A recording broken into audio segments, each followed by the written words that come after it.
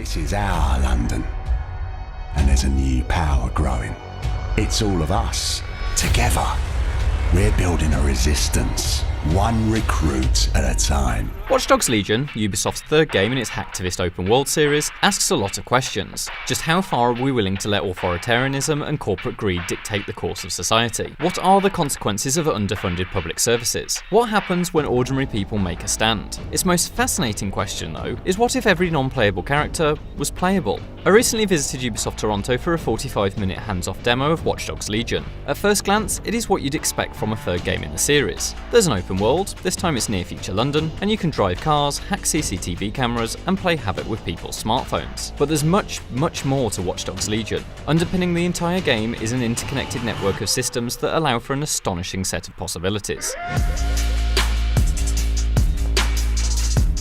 These systems fit together to create what Ubisoft calls the Play as Anyone feature, which effectively acts as a hyper-advanced version of Driver San Francisco's Be Any Car shift mechanic. Basically, there is no cast of traditional heroes in Watch Dogs Legion. Instead, literally any person you encounter on the street in Legion's world can be your playable character. You could be a prim and proper banker, ready to cause chaos dressed in a custom-cut suit. Or perhaps a renegade punk with swagger in every step is more your style. Or, to take the idea to its extreme conclusion, you could be an 80-year-old pensioner who can barely climb a waist-high wall. Every single person in this digital metropolis is procedurally generated. Each one has a backstory, relationships, and traits. Most importantly though, none of this is purely for show. It is via study of these generated personalities that you'll select which of London's citizens you wish to recruit into your DedSec hacking gang.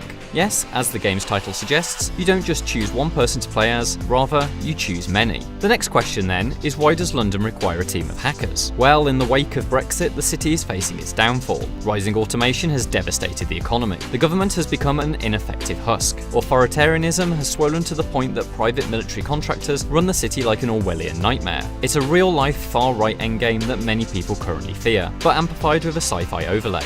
Between the peaks of the Shard and the Gherkin fly surveillance and combat drones that enforce the will of London's new overlords. By recruiting numerous people to your cause, you can create a team with the variety of skills and approaches required to bring the terrifying dystopian regime that rules over this version of London to its knees.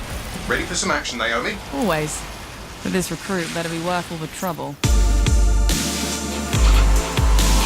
Recruitment starts with something veteran Watchdog players will be familiar with, profiling characters by using your phone. Every character in the world has a routine, and by hacking their mobile device you can learn where they'll be and what they'll be doing at various times throughout the day. This knowledge allows you to intervene in their lives and help solve their problems. Every character has a meter that measures their support for DedSec. Some are just a final straw away from being ready to put on a mask and get involved with the resistance, while others require a little more persuasion. To help you raise a character's support meter, the game dynamically creates missions based on their personality and backstory. For example, you may help release them from the clutches of blackmail or delete files the authorities hold on them. Recruiting causes a ripple in the fabric of London. Everyone is linked to someone else via a web of social activity: friends, relatives, partners, and even enemies. These people can be affected by your actions, and so convincing someone to join DedSec may also cause their friends and family to increase their support for the resistance. Similarly, if your recruitment process involves casualties, those linked to your victims will think less of you, push them to their limits, and they may even kidnap your team members off the streets or join DedSec's enemies to get their revenge. With new members recruited, you're able to assign them one of three classes: Enforcer, Infiltrator, or Hacker.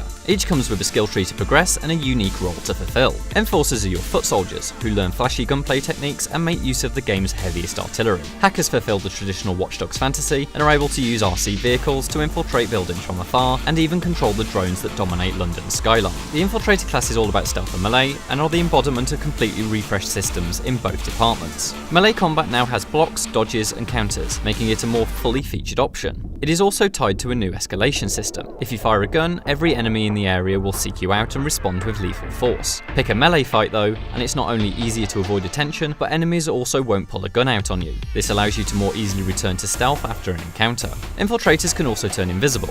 Well, kind of. In this nightmare future London, it's now mandatory for every citizen to have their eyeballs wired up to augmented reality software. Infiltrators can hack this software and delete their image, rendering them invisible to everyone around them. The game's commitment to choice means that you can create a team that favours one of these classes, or assemble a multi-talented team that allows you to choose your approach for any given mission. Like in Grand Theft Auto 5, you can swap on the fly to any of your recruited characters, which means should you require to crank up the violence mid-mission, you can simply switch perspective to one of your enforcers. When out on missions, you'll want to make sure the violence doesn't get too hot, because Watch Dogs Legion features permadeath. If any of your team are killed, they're never coming back, and so every mission features a very real tension that it could be the last for your star player. There's something distinctly XCOM about this, and it's a minor stroke of genius to bring that strategy game stress across to an open world action game. Thanks to underpinning systems like this and the constantly altering relationships of London's population, Watch Dogs Legion appears to be a game dedicated to cause and effect. Like Shadow of Mordor and its Nemesis system, DedSec's world is powered by ever-moving components that ensure consequences are explored in a way that isn't simply narrative moral choices.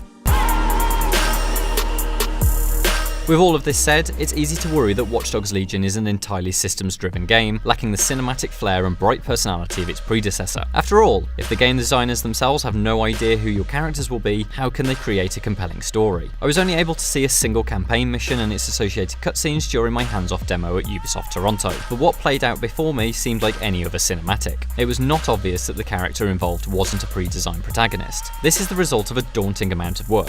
There are multiple versions of the story that play out depending on your DedSec roster. As with previous games, there is still a core narrative with multiple storylines and dozens of scripted missions, but the cutscenes for these change depending on who you have recruited. Ubisoft emphasises that it's not merely a case of different actors reading the same script, but that cinematics have been written numerous times over in order to cater to the variety of playable character archetypes. Some characters are sarcastic, others are professional, and the script variants will address this. It is a crazy ambition, but an ambition that could mean that Watch Dogs Legion's characters feel a bit soulless. I fell in love with Watch Dogs 2's eccentric cast, and it's hard to shake the feeling that Legion can't possibly do the same when the characters have, to some degree, been produced by a piece of software. And yet everything I've seen so far about Watch Dogs Legion has been so outlandishly ambitious and apparently successful that I'm also willing to give the team the benefit of the doubt. I won't jump the gun just yet and say Watch Dogs Legion is guaranteed to be Game of the Year material. Systems of this scale, scope and complexity simply have to be proven over hours of play, not a 45-minute demonstration. What I can safely say though, is that this is the Watch Dogs sequel no one saw coming, and a sequel that no one is going to forget.